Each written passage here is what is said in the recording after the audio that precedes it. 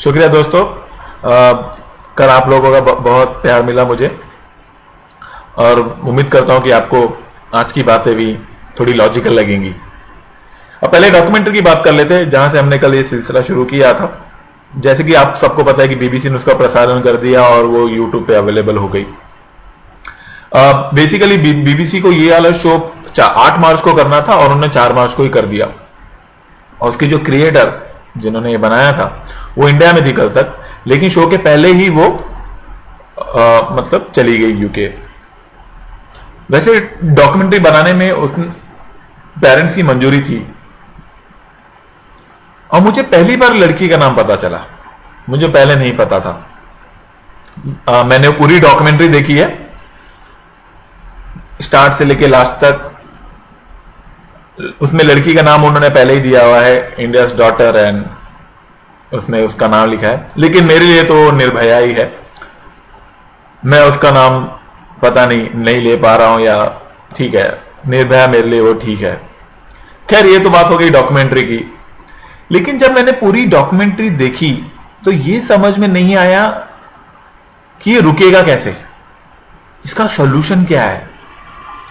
उसमें लोगों ने बोला है एजुकेशन से लोगों की, फिर कोई बोल रहा है कि हमारी मेंटालिटी वैसी है, कोई बोल रहा है कि इक्वालिटी नहीं है। पता नहीं ये कैसे रुकेगा और ये कैसे होगा और ये कैसे ठीक होगा। सच बताऊं तो मैंने आज तक लड़कियों के साथ भेदभाव नहीं देखा है।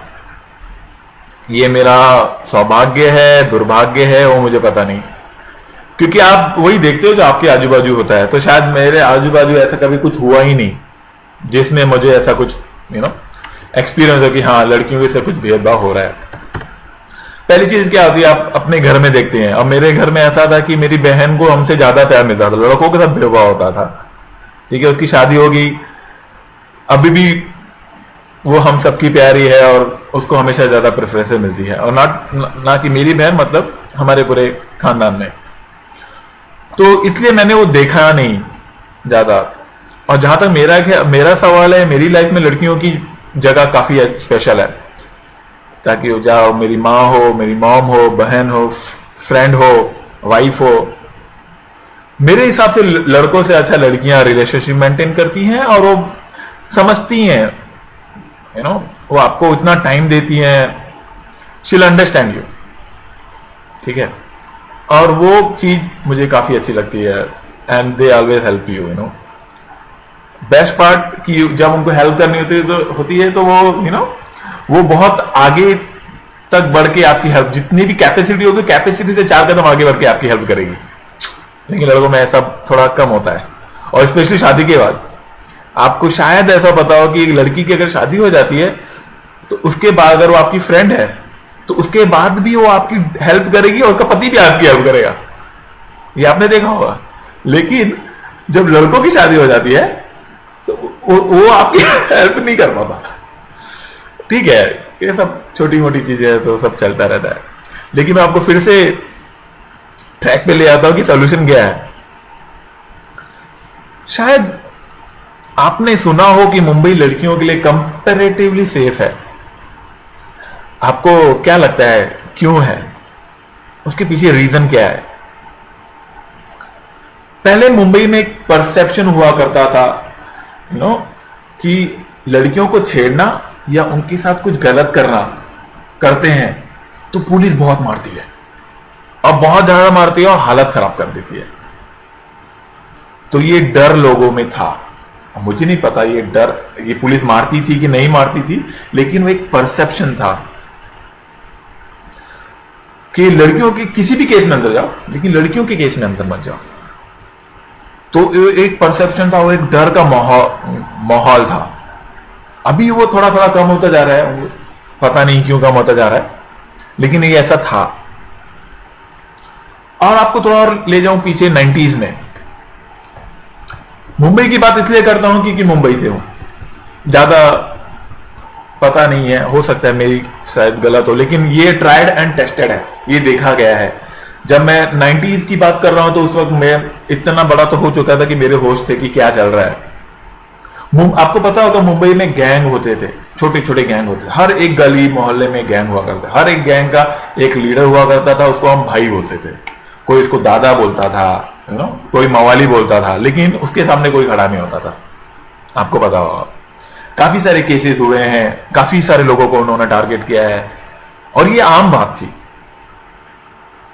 लेकिन आज अगर आप देखें तो वो बहुत कम हो चुका है, इनफैक्ट निग्लिजिबल है।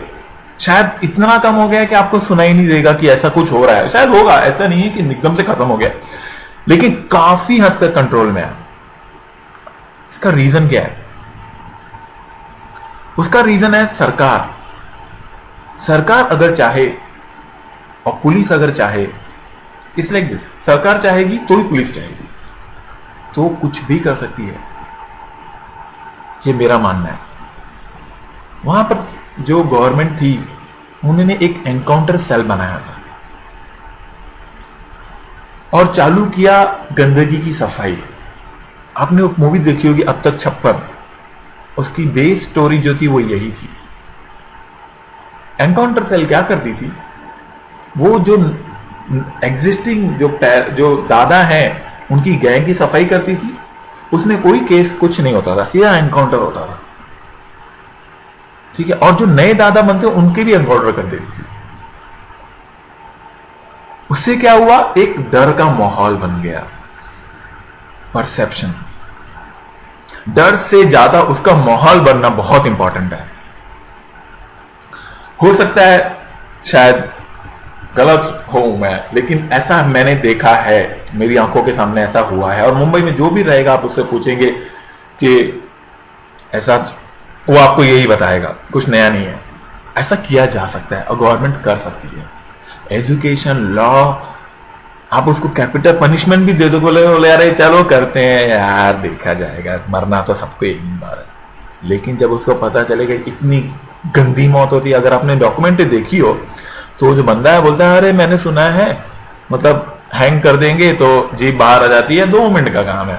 और हाँ, उसमें वो ऐड एक और कर रहा है कि अगर मुझे फांसी दोगे तो लोग और एंकरेज होंगे मारने के और रेप करने के। ऐसा उसने कहा, ये मेरे वर्ड्स नहीं है। तो मेरा है, मैं वही सोच रहा था कि सोल्यूशन क्या है। तो मुझे ऐसा लगता है सरकार और पुलिस सब कुछ कर सकती है, हर एक चीज लॉ पे डिपेंडेंट नहीं होना चाहिए। जैसे कि सरकार ने क्या किया, एंटी टेररिस्ट सेल बनाया हुआ है, आपको पता होगा। वो एंटी टेररिस्ट सेल करती क्या है, वो टेररिस्ट के कामों को पहले तो रोकने का कोशिश करती है, मतलब उसको होने से पहले ही पकड़ लेती है ताकि वो हो ही ना।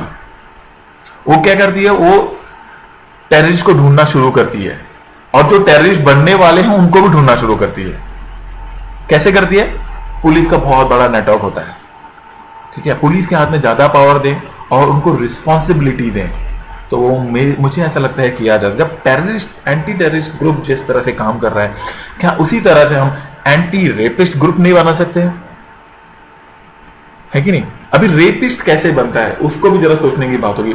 अभी जैसे कि कोई भी अगर आपको कोई काम करना हो तो आप पहली बार ट्राई करते हो, वो क्या करता है, पहली बार छेड़ता है लड़की को, छेड़ेगा 1 बार 2 बार 3 बार, उसके बाद उसके पास एक्सपीरियंस आ जाएगा। बाद में जब वो एक्सपर्ट बन जाता है तब वो बोलता है मैं तो कुछ भी कर सकता हूं, मैं रेप भी कर दूंगा तो क्या होगा, कुछ फर्क नहीं पड़ेगा।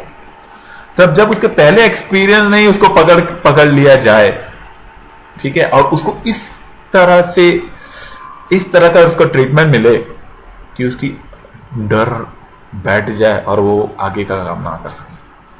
हो सकता है ये गलत हो, लेकिन आप ही देखिए, आपने सर्कस में गए होंगे, वहां पर जो शेर जैसा खूंखार जानवर पिंजरे में नाच दिखाता है डर के वजह से, हाथी, घोड़े, गधे डर की वजह से वहां परफॉर्मेंस करते हैं। आपने देखा होगा। भाई हम तो एक नॉर्मल इंसान है, कितना, चलो माना कि हो सकता है ये लॉजिक गलत हो, लेकिन ये लॉजिक काम कर रहा है और एक काम चल रहा है और ऐसा हो रहा है। तो मुझे ऐसा लगता है कि ऐसा हो सकता है। मैं एक्सपर्ट नहीं हूं, लेकिन बहुत दुखी हूं कि कुछ तो हो। अगर ये सॉल्यूशन ना चले तो कोई और सॉल्यूशन चले, हो सकता है मेरा लॉजिक से आप सहमत ना हो, लेकिन आप अपना लॉजिक तो बताएं, कुछ तो नया लाएं, कुछ तो सरकार सोचे। मेन एम है रेप की घटनाएं बंद हो, एटलीस्ट कम तो हो। बंद एक जैसा पूरी तरह से नहीं की जा सकती, कम तो हो। तो मेरा यही कहना है कि ये एक हमें कुछ तो नया करना पड़ेगा, कुछ तो नया लॉजिक लगाना पड़ेगा। तो चले सोचते हैं उसी लॉजिक के बारे में। आप भी सोचें, मैं और सोचता हूं। आप भी बताइए मुझे कि ये मेरा लॉजिक कैसा लगा। हो सकता है आप इससे सहमत ना हो, लेकिन आप मुझे जरूर लिखें और जरूर बताएं।